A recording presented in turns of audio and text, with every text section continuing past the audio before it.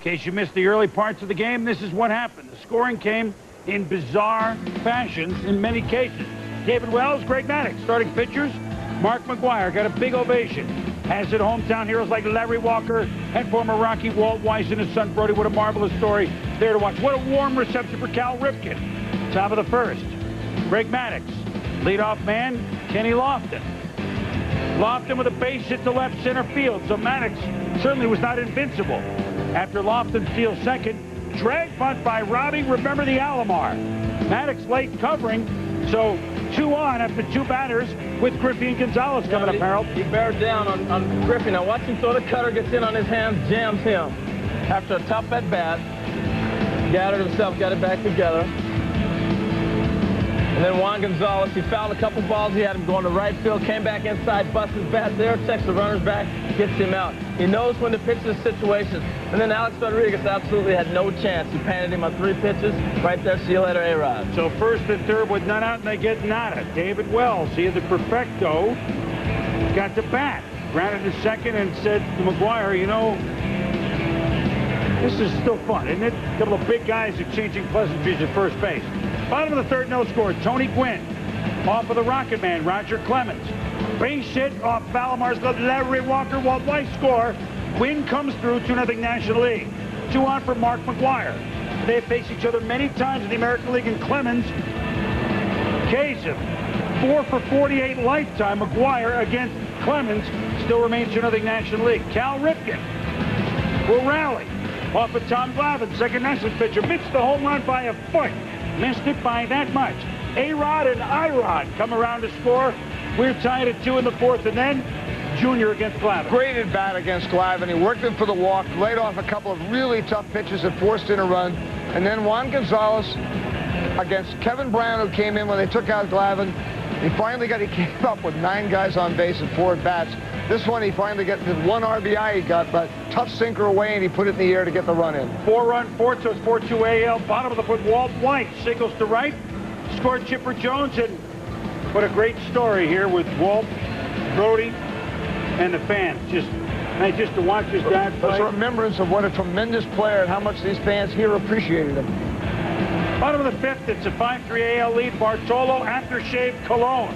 Ripped by Devon White, who was great today for the Diamondbacks. Leadoff triple in the bottom of the 5th inning. Safe. Next man up is McGwire. 3-2 pitch. Cologne up high.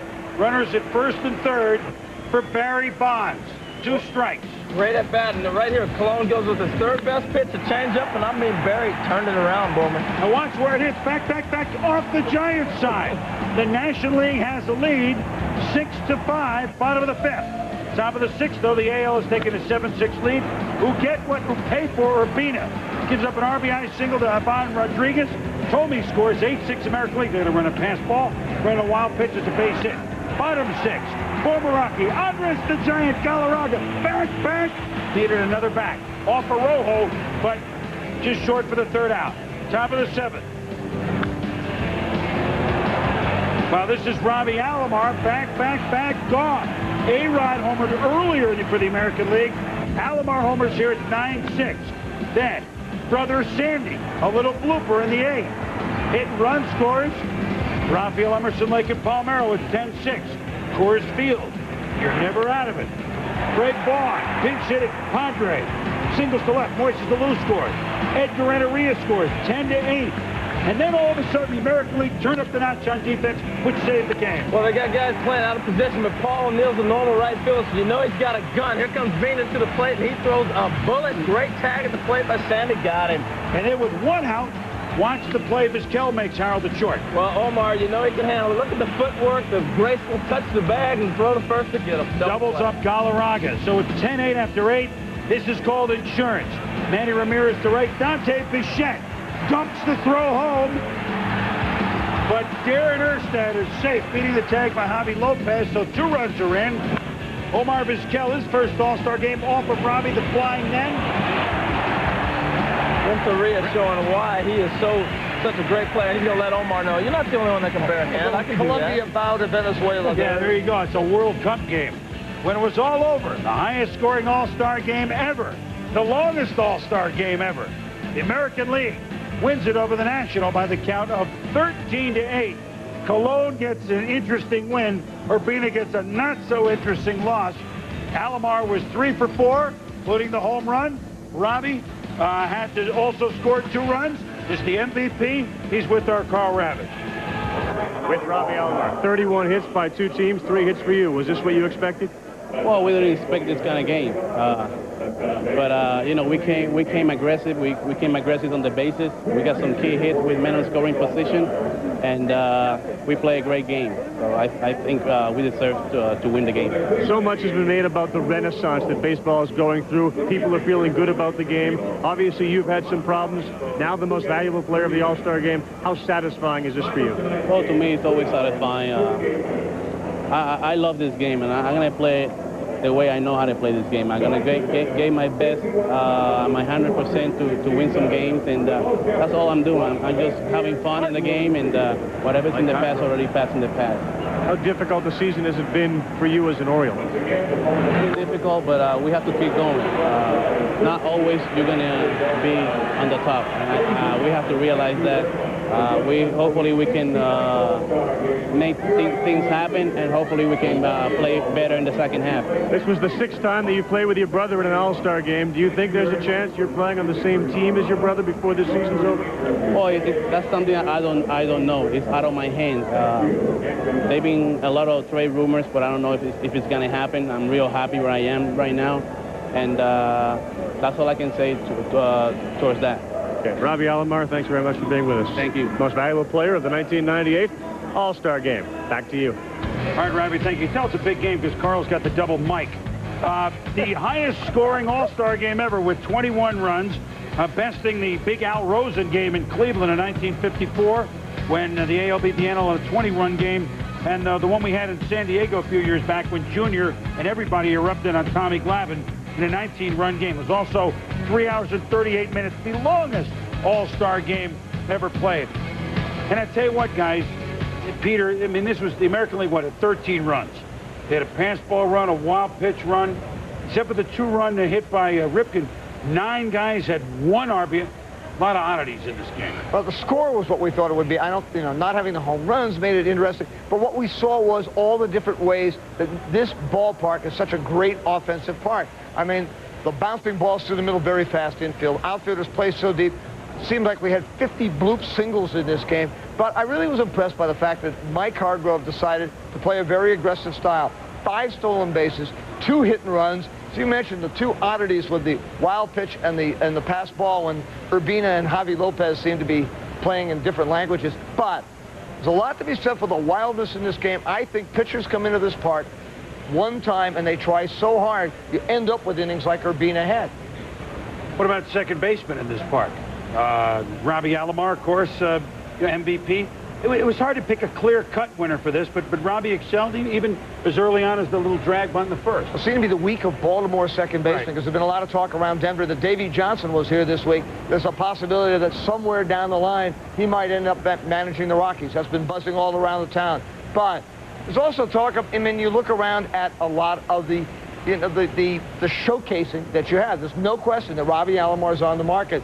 And Harold, I mean, Robbie Alomar, what he does in a big game, if you're the Braves or the Indians or the Red Sox, you look at this and you're reminded this is one of the great big-time players. Well, he just kind of keens your senses. I think he's the best situational player in all of baseball. You can hit him anywhere in your lineup, first, second, third, fourth, and he's able to adjust to the situation. A little example of what he was able to do even tonight. Now, this is an outside pitch in a situation with the runner at second. All he's trying to do is get him over. He beats out the base hit. Right here in this situation, he's off and running. He tried to steal 3 times tonight, wasn't successful because they fouled him off. He eventually ended up getting a chance to run on a double steal, leads a double steal, steals third with Griffey following into second base. He does so many things to create. And right here, he knows the situation. He's trying to go deep on a 3-1 pitch. He fouls it back. And then he gets a 3-2 pitch right here from Trevor Hoffman, and see you later. The situations, he knows exactly what to do when called for. He's not looking to bunt, looking to go deep. Get a double or a homer. He knows exactly what to do, Boomer, and that's why Robbie is so successful. He's such an igniter, too, and you remember back to the days with Toronto when he just would make something happen, and, of course, a lot of people made things happen in this game. He 31 hits, by the way, ties an All-Star game record. the 26 singles since an All-Star Game record. We got lots to talk about here, and we return to Coors Field in Denver, American League 13, the National League 8. Stick around. We have a full menu, including Rocky Mountain oysters. We'll be back.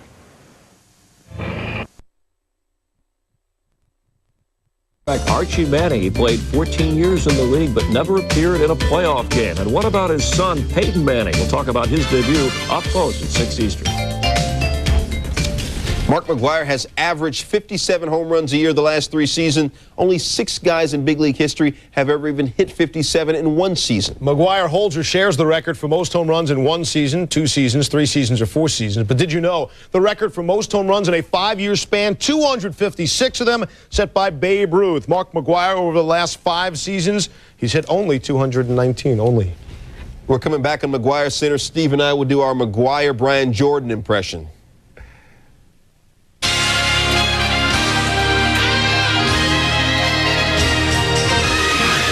Records are meant to be broken.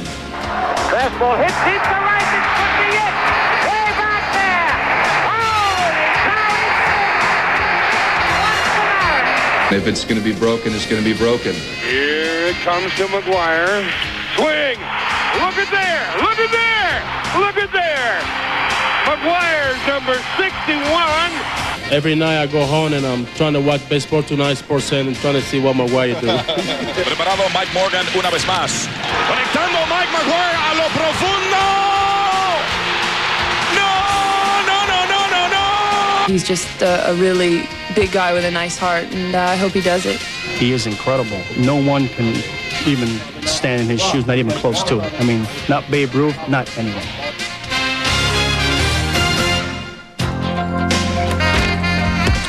Hi, folks, and welcome to Mark McGwire Center. I think I was wearing a flak jacket there. Alongside Stuart Scott, I'm Steve Levy. With all due respect to John Elway, Terrell Davis, and Drew Bledsoe, does it really matter what's coming up on McGwire Center other than our lead story? Simply put, no. Not on this night, not on this